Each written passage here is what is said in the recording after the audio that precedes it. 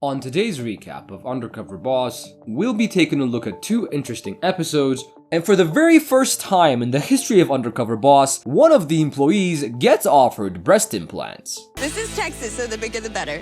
Stay with us for excitement, thrill, and much more on today's episodes of Undercover Boss. Headquartered in California, Menchies self-serve frozen yogurt is one of the biggest chains in the world. With stores in 35 states and 8 countries, this desert dynasty sells more than 30 million yogurts a year. Leading this $174 million operation with its 4,000 employees is CEO and co-owner Ahmet. In the last 5 years, Menchies has grown from 1 store to 337 around the world, and they soon plan to reach 2,000 stores in the year 2020. Ahmet was born in Jerusalem, where he joined the military when he turned 18 and led the infantry group. He immigrated to the US after getting injured in an attack. When he came to the US, he only had a few $1,000s with him. He used the money to open a small yogurt store, which now has grown to Menchies. Ahmet is a hard worker, and he really doesn't have that much time to spend with his family. He's planning to go undercover so he can learn what goes inside the store and figure out ways to improve it. While undercover, he'll be posing as Alan, an aspiring entrepreneur, competing in a reality show to win money so he can start his own business.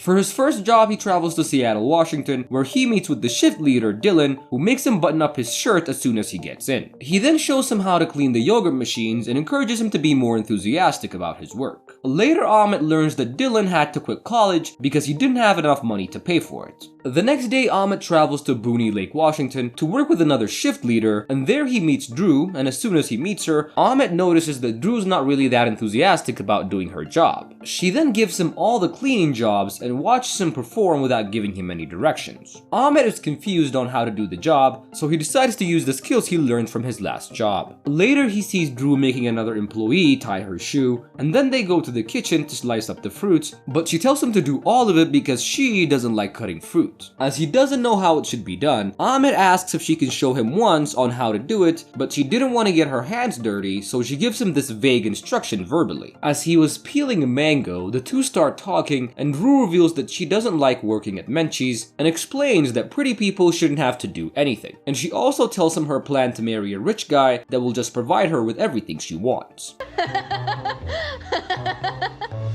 May or may not be superficial. I don't really give a...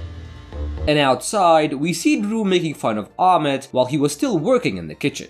Next, Ahmet travels to El Paso, Texas, where he meets with Jennifer, who is very energetic and excited. She tells him that they're getting ready for a birthday party, and she takes him in the back so he can help her get the balloons ready. They have fun there by inhaling the helium from the balloons and talking with a funny voice.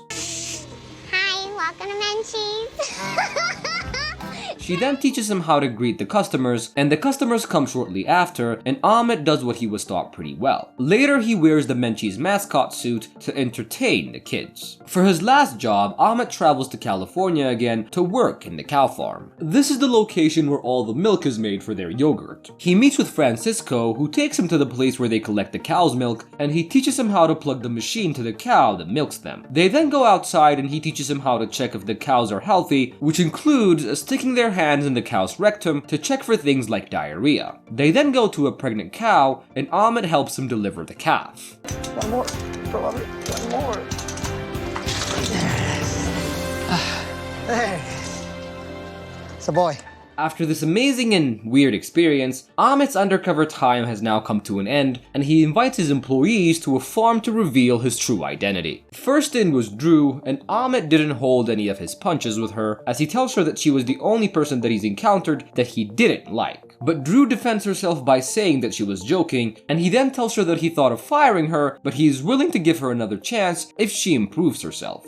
Next in was Dylan, and he tells him that he reflects what a great shift leader he should be, and then offers him a store manager position, and also gives him $10,000 so he may continue his college study, and he also gifts him a new car. A brand new car waiting for you. Oh my goodness. And I'd like to give you your keys to your new car. Wow.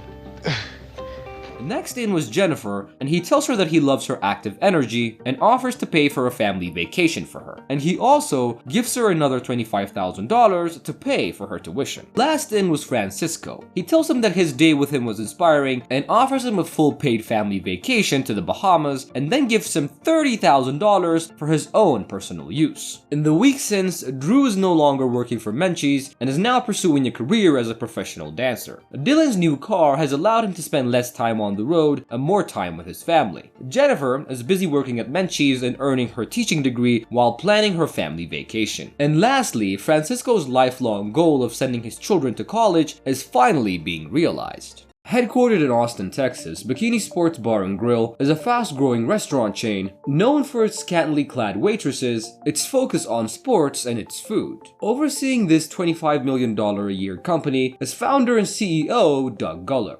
Doug calls his restaurant B-Restaurant because they focus on booze, food, sport, and sex. The slogan for Bikinis is sports with a view. The view being the women who are required to wear only bras, gym shorts, and cowboy boots. And Doug also calls his customers fans. Bikinis get into controversies a lot, so he bought a town in Texas and renamed it Bikinis. But Doug sees this as free marketing, so he does whatever he can to fan the flames. And his method seems to be working, as the restaurant seems to be growing very fast. Doug will be going undercover as Jake. His workers will be told that he's a contestant in a reality show trying to win money to make his dreams come true. For his first job, he travels to Richardson, Texas to work as a bartender. There he meets with Jessica, who was not wearing the bikini bra and was wearing a shirt, which makes him really angry.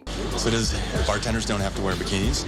You are supposed to be wearing a bikini. I just chose not to since we're on TV. This was still unacceptable for Doug, but he decides to move on either way. She then teaches him how to pour the drinks, and he follows her instructions, but he was very slow, which really annoys the customers. Later, Doug notices a customer that was drinking a little too much, and he gets concerned about the situation and asks Jessica if they should keep giving him drinks, and she tells him that he is fine and that it's okay to give him more. This upsets him because he thinks that customers should not be allowed to drink that much, but before he could reveal himself, the manager comes and escorts the customer out. Later, the two go on a break, and Jessica reveals that she doesn't really like the job and that she's waiting until she gets hired somewhere else. I'm on the search right now, so as soon as someone bites on my resume, then I'll be back in. He asks her if she would take a sales position of bikinis, but she outright says no. The next day, he travels to San Antonio, Texas, and he meets with Henry to work in the kitchen. They get right into the job, and Henry teaches him how to cook the wings, and Doug then tries to do the wings but messes up multiple times. But Henry then makes him cook the wings until he gets it right. Doug then travels the next day again to Arlington, Texas to go work as a server. He meets with Grace and she takes him around the table, and they take a bunch of orders, but the restaurant was a little empty for the time, and he sees most of the waitresses just talking to each other and not focusing on customers.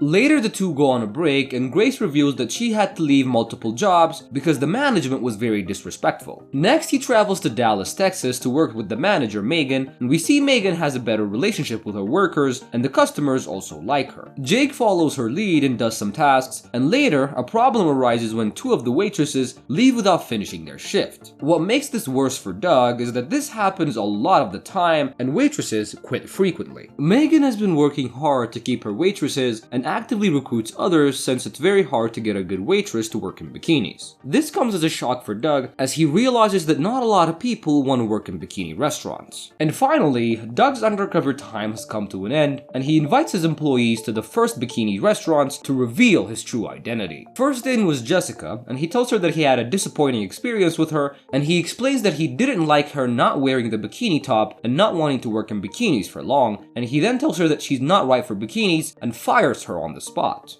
I'm sorry, Jessica. It's not working out. Today's your last day. Jessica was upset by this and starts crying, and he then offers to give her resume to other companies, but she just gets up and leaves. Next in was Grace, and he tells her that he was impressed with her and offers her a job in the marketing department, and he then offers to get her a boob job, which she actually wanted. All right. Cool. Sounds good. If I have new boobies, this just makes my job so much easier. This is Texas, so the bigger the better. Next we see Henry, and he thanks him for being a great worker and gives him a 30% raise and also gives him another $10,000 so he can have a family vacation. Last in was Megan, and he offers her a promotion and also offers to pay for her daughter's medical bill and gives her another $10,000 to help with her financial problems. In the weeks since, Jessica has moved on and is no longer working for Bikinis, Henry is appreciating his pay raise and shopping for a new car, and Megan is now able to pay for her daughter's medical bill and is also looking for a new home.